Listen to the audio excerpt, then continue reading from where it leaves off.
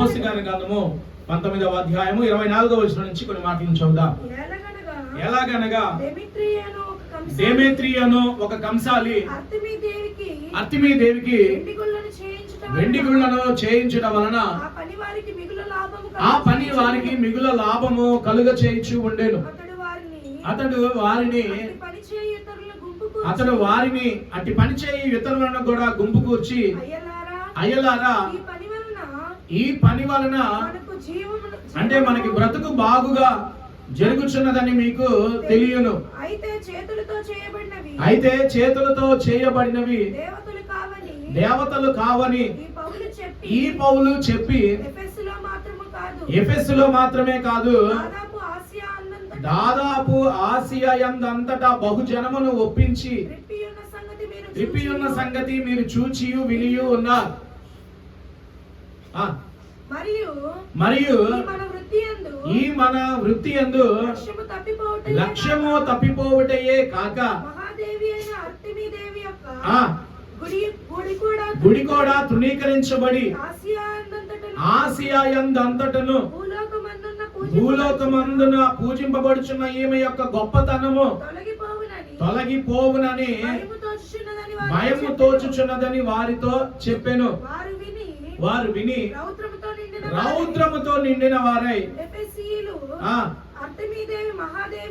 కేకలు వేశారు.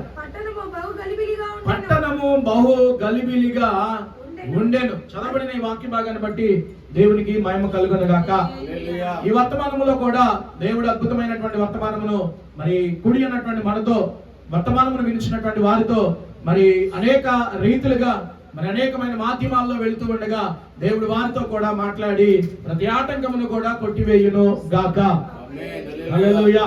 ప్రియమైన దేవుని బిడ్డలారా, చదవబడినటువంటి వాక్య భాగంలో అపోస్తలుల గ్రంథం 19వ అధ్యాయం 24వ వచనం నుంచి దాదాపుగా 29వ వచనం వరకు కూడా చదవబడినటువంటి మాటలు చాలా చక్కగా తెలియచేయబడుతున్నటువంటి విషయము.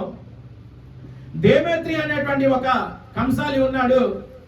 ఇతను బంగారపు పని లేదా వెండి పని చేస్తూ ఉండేవాడు.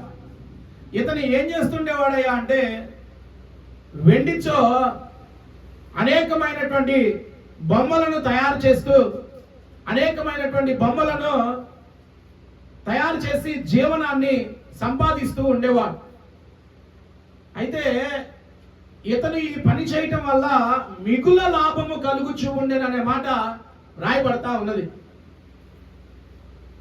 ఆ పని ఎవరైతే చేస్తూ ఉన్నారో ఆ పని వారికంట 100 రూపాయలు వచ్చేది 1000 రూపాయలు 10,000 రూపాయలు వారికి వస్తా ఉన్నది. అక్కడ క్లియర్ గా రాయబడతా ఉన్నది. ఆ వ్యక్తి మాట్లాడుతున్న మాట కూడా చాలా క్లియర్ గా రాయబడతా ఉన్నది. ఈ రోజున చాలా చక్కగా దేవుని వాక్యంలో నుంచి చదవబడిన మాటల్లో నుంచి ఆ వ్యక్తి మాట్లాడుతున్న మాటలను మనం చాలా జాగ్రత్తగా పరిశీలించండి. 24వ వచనములో కంసాలి అని అతడు వెండి గుళ్ళను చేయించడం వలన ఆ పని వారికి కనుక చాలా క్లియర్ గా చెప్తా ఉన్నాడు. ఆ పని అతనికి బాగా లాభం కలగజేస్తా ఉంది. ఆ పని అతనికి భక్తి కలగజేస్తుందని రాయబడలేదు. ఏంటండి, ఆ పని అతనికి ఆ దేవత మీద ఆ దేవుడి మీద భక్తి కలగజేస్తుందని రాయబడలా. ఆ పని అతనికి ఏం కలగజేస్తా ఉంది? మిగుల లాభము కలగజేస్తాం. అది పని మాత్రమే అతనికి. అది భక్తి కలగ చేయటం లేదని రాయబడటం లేదు. అది ఆ పని చేయటం వలన అతనికి ఇంకా భక్తిలో అతను ఎక్కువ అవుతున్నాడు. అతని యొక్క ఆత్మీయ జీవితం ఇంకా ఎక్కువగా ఉంచబడుతుందని రాయలేదు. కానీ అది పనిగా మాత్రమే వారు చూస్తున్నారు. ఆ పని వారికి ఏం కలగజేస్తుందంట? మిగుల లాభము కలగజేస్తుంది. అంటే యాక్చువల్గా అయితే వేరే పని చేస్తే 100 రూపాయలు వచ్చింది, కానీ ఆ పని చేస్తే మాత్రం 10,000 రూపాయల లాభం వాళ్ళకి కలుగుతాం. కానీ వాళ్ళు ఎలా చూస్తున్నారయ్యా అంటే అది పనిని పనిగానే చూస్తున్నారు. ఇప్పుడు చదువుదాం. ఇప్పుడు ఏమైందంటే ఆ పనికి ఆటంకం కలిగింది. ఏ పనికి? మిగుల లాభము కలిగే పనికి ఆటంకం కలిగింది. పనులు తక్కువైపోతున్నాయి. ఏంట్రా ఈ పనులు తక్కువైపోతున్నాయి అని ఆలోచన చేస్తే, ఏంట్రా ఇప్పుడు ఎవడో ఆర్డర్ ఇవ్వట్లేదు, ఏంట్రా ఇప్పుడు ఎవడో కూడా మనకి మరి పనులు తగ్గిపోయినాయి ఏంటా అని ఆలోచన చేస్తే అనేక మంది ప్రభుని గురించి తెలుసుకొని తమ జీవితాలను మార్చుకొని రక్షణ పొందుతున్నారు. వారందరూ కూడా సత్యమును తెలుసుకొని వెళ్ళిపోతున్నారు అన్న సంగతి వినపడింది ఇతనికి.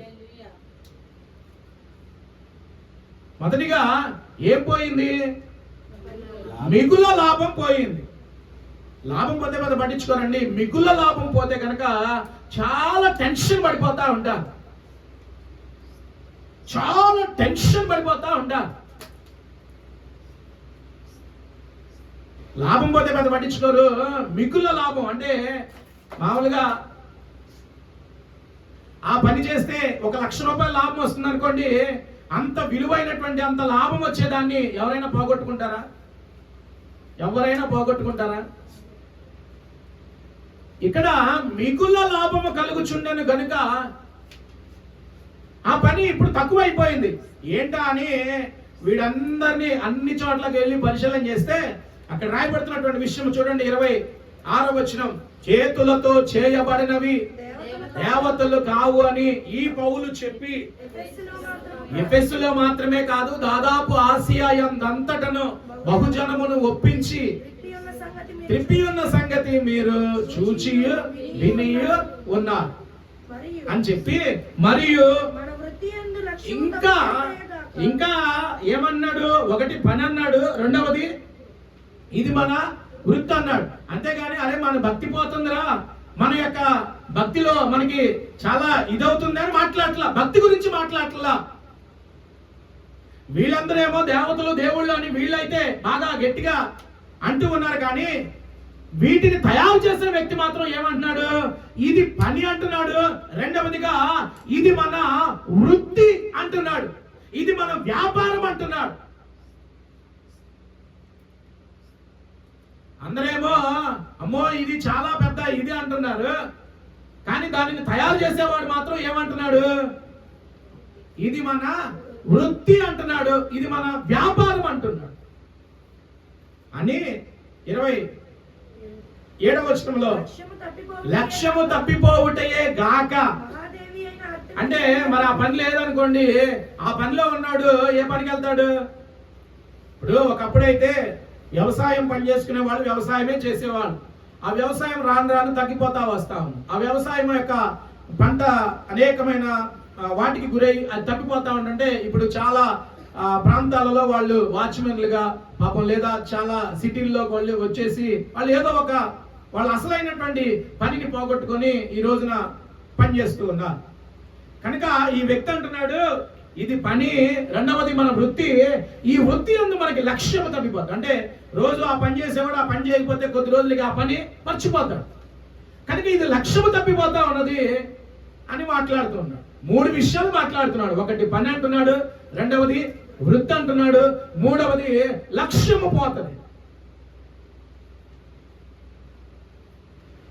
కాగా ఇప్పుడు మాట్లాడుతున్నాడు అర్తిమీదేవి యొక్క గుడి కూడా తృణీకరించబడి ఆసియా యందంతటను భూలోకమందును పూజింపబడుచున్న ఈమె గొప్పతనము తొలగిపోవునని. అరే పనిపోతుందని భయంతో ఇట్లేదంట, వృత్తి పోతుందని భయంతో ఇట్లేదంట, లక్ష్యము పోతుందని భయంతో ఇట్లేదంట. చూడండి వాటికి ఏ రీతిగా మాట్లాడుతూ ఉన్నాడు. డెమేత్రి అనేటువంటి వాడు జనాలను ఎందుకు ఉసుకొలిపాడు? బాగానే ఉన్నారు మిగిలిన వాళ్ళంతా, వాళ్ళు ఆ పని కాకపోతే ఇంకో పని చేసుకుంటారు. కొంతమంది సోమరులు ఉంటారు అనమాట, కొంతమంది పని చేయలేని వాళ్ళు ఉంటారు అనమాట. ఇట్లాంటి వాళ్ళే ఇట్టాగా రెచ్చగొట్టే పనులను చేస్తూ ఉంటారు. ఎందుకంటే వీడు ఇంకా డెమేత్రి అనే కంసాలి వాడు ఈ పని చేయించడం వలన చాలా లాభం కలుగుతుంది. అంటే వీడు కూర్చుని ఉంటేనే వీడికి డబ్బులు వచ్చేస్తాయి. అట్లాంటి పని పోయింది అనుకోండి, ఎవరైనా ఉపేక్షిస్తాడా? ఎవరైనా ఊరుకుంటారా? జనాలు ఎందుకు ఊసుకెళ్తున్నారా అంటే డబ్బుల కోసం. ఏంటంటే డబ్బుల కోసం. వాడికి అసలు ఏమీ ఉండదు. పోర్లే మా ఇంటి పక్కనే ఉందండి చర్చ్ కూడా, మా ఇంటి పక్కనే ఉందండి బైబిల్ పట్టు. మా ఫ్రెండ్ కూడా ఈ మధ్య ప్రభుని నమ్ముకొని వాడు వెళ్ళిపోతున్నాడండి, ఆమె వెళ్ళిపోతుందండి, ఏం ప్రాబ్లం లేదు. నీకు బుద్ధి ఉందా? అసలు నీకు బుద్ధి లేదా? నువ్వు అంత సావాసం ఏంటి? అసలు బైబిల్లో ఏముందో తెలుసా అని ఈయన రెచ్చగొడతా ఉంటారు. ఎందుకు రెచ్చగొడుతున్నారా అంటే చేయాల్సినటువంటి వాటన్నిటికీ డబ్బులు సరిపోవట్లా. ఇప్పుడు ఏమవట్లా? డబ్బులు సరిపోవట్లా. అందుకని నేనేదో నా మతాన్ని ఉద్ధరించుకునే వాళ్ళలాగా, నా మతాన్ని ఏదో పెద్ద పైకి లేపే వాళ్ళలాగా ముందుకెళ్తున్నా. మంచిదే, దానికి డబ్బులు ఎందుకు? దానికి డబ్బులు ఎందుకు? కనుక ఈ పని చేస్తున్నాను కాబట్టి మీరందరూ కూడా, మరి నా అకౌంట్ నెంబర్ ఇది, నా ఐఎఫ్ఎస్సి కోడ్ ఇది, కనుక దయచేసి మీరందరూ కూడా సహకరించండి. అంతిమ లక్ష్యం ఏం కావాలి? డబ్బులు కావాలి. అంతిమ లక్ష్యం డబ్బులు కావాలి. ఏదో ఒక పెట్టడం, దాని మీద డబ్బులు దండుకోవడం, దాని మీద డబ్బుల్ని పోగు చేయడం. లాస్ట్ లో కలరింగ్ ఏంటయ్యా అంటే భక్తి. ఏంటిది? భక్తి తగ్గిపోతుంది. అందుకనే నేను లేపడానికి వచ్చా. డెమేత్రి అనే కంసాలి వాడు అసలు విషయం చెప్పేశాడు. ఈ రోజున అసలు విషయం చెప్పట్లా. ఏం చెప్పాడయ్యా అంటే, అరే మనకి మిగుల లాభం పోయింది, పని పోయింది, వృత్తి పోయింది, లక్ష్యం పోతా ఉన్నది అని ఇట్లాంటి అసలు విషయాన్ని చెప్పి పోగు చేశాడు డెమేత్రి అని కంసాలి. కానీ ఒకానొక దినం తెలుసుకొని, సత్యం తెలుసుకొని అందరూ కూడా ప్రభు వైపు తిరిగినట్లుగా, ప్రభు వైపు తిరిగి మారు మనసు పొంది పాపక్షమాపణ నిమిత్తమై బాప్తిసం పొంది వారు రక్షించబడినట్లుగా, అపోస్తలుడైన పౌలు ద్వారా వారు రక్షించబడినట్లుగా బైబిల్ గ్రంథం చాలా స్పష్టంగా తెలియజేస్తాం. కనుక ఇది నా దేవుని వాక్యాన్ని బట్టి తెలుసుకోవాల్సినటువంటి విషయం ఏంటయ్యా అంటే, అనేక మంది తెలుసుకోవాల్సినటువంటి విషయం ఏంటయ్యా అంటే, అసలు విషయం తెలుసుకొని రోషం కలిగి ప్రభుని వెతుకు.